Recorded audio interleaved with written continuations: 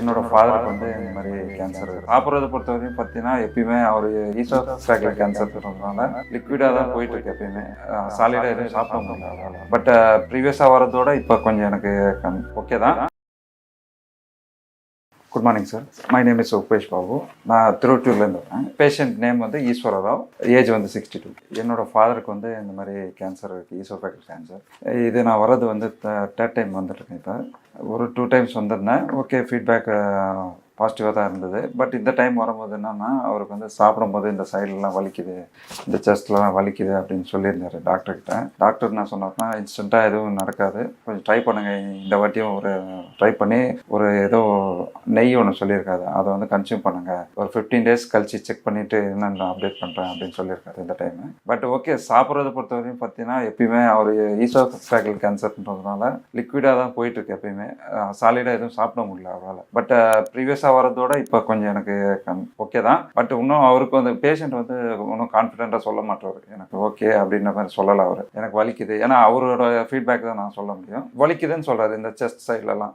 But blood test எழுதி கொடுத்துருந்தார் doctor last time வரும்போது. அதை எடுத்து பார்த்தோம், எல்லாம் ரெஃபரன்ஸ் வேல்யூ தான், ஒன்றும் பெரிய டிஃப்ரென்ஸ் தெரியல எனக்கு.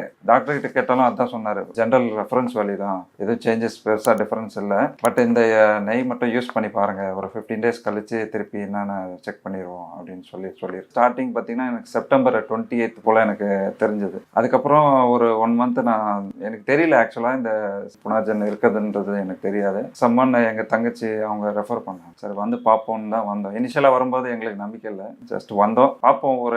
ஒரு ஃபர்ஸ்ட் லெவல் இது பண்ணும்போதே கொஞ்சம் டிஃபரன்ஸ் தெரிஞ்சுது எனக்கு. அவர் சாப்பிட்றது சரி, அதுக்கப்புறம் சரி டிஃபரன்ஸ் தெரிஞ்சுது. அதுக்கப்புறமும் பேஷண்ட் சைடும் கொஞ்சம் சப்போர்ட் இருக்கணும், அவங்களும் கொஞ்சம் சப்போர்ட் பண்ண ஆரம்பிச்சாங்க. அதுக்கப்புறம் கொஞ்சம் ஃபீட்பேக் இருந்தது அதை பற்றி பேஸ்ட் ஆன். இப்போ லாஸ்ட் டைம் வரும்போது வெயிட் லாஸ் பெருசாக அந்த மாதிரி இல்லை. பட் எனிவே டாக்டர் செக் பண்ண சொல்ல கொஞ்சம் மைல்டாக சேஞ்ச் ஆயிருக்கு.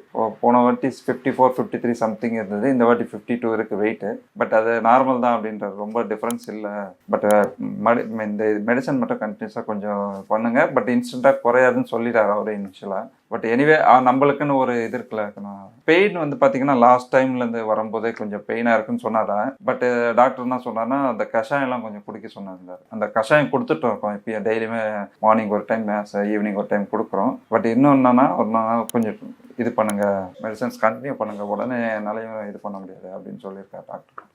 அவரால், அதாவது இனிஷியலாக வரும்போது இருக்கிறத விட இப்போ பரவாயில்ல, கொஞ்சம் பெட்டர் தான் இருக்குது, அவரே ஹேண்டில் பண்ணிக்கிறார் எல்லாமே. பட் என்னன்னா, சாப்பிட முடியல, அந்த ஈசோஃபேகஸ் கேன்சர் இருக்கிறதுனால. ஏன்னா சாப்பாடு அது வழியே தான் போகுது, அதனால தான் அவரால் சாப்பிட முடியல அப்படின்னு சொல்கிறாரு. எனக்கு புரியுது, சுச்சுவேஷன் புரியுது. பட் எனிவே டாக்டர் என்ன சொன்னார்னா, அதே நான் சொன்னது தான் சொன்னார் அவர். இது வந்து அந்த வழியில் இருக்கிறதுனால அது கண்டிப்பாக உங்களுக்கு கொஞ்சம் கஷ்டமாக தான் இருக்கும் சாப்பாடு போகிறது. பெரும்பாலும் அவர் வந்து பார்த்தீங்கன்னா கொஞ்சம் டிஃப்ரெண்ட்டாக சாப்பிடணும்னு தோணுது அவருக்கு, பட் சாப்பிட முடியல அந்த அளவுக்கு சூழ்நிலை. பட் ரெகுலராக நாங்கள் பார்த்தீங்கன்னா கஞ்சி தான் கொடுத்துட்ருக்கோம், மார்னிங்கும் சரி ஈவினிங்கு. மோர் அதிகமாக எடுத்துக்கிறாரு, அதே மாதிரி வாட்டர் நல்லா குடிக்கிறாரு, இந்த மோஷனு யூரின்லாம் கரெக்டாக தான் இருக்குது. சாப்பிட முடியல அவரை பொறுத்தவரையும். இப்போ என்னன்னா பெயின் ஃபீல் பண்ணுறாரு. லாஸ்ட் டைம் வரதோட இப்போ பெயின் இருக்குன்னு சொல்கிறாரு. அதையும் சொல்லியிருக்காரு டாக்டர்கிட்ட. டாக்டர் ஒரு நெய் ஏதோ ப்ரிஃபர் பண்ணியிருக்காரு, அதை யூஸ் பண்ணி பாருங்கள், ஒரு 15 days கழிச்சு செக் பண்ணுவோம் திருப்பி அப்படின்னு சொல்லியிருக்காரு. Thank you sir.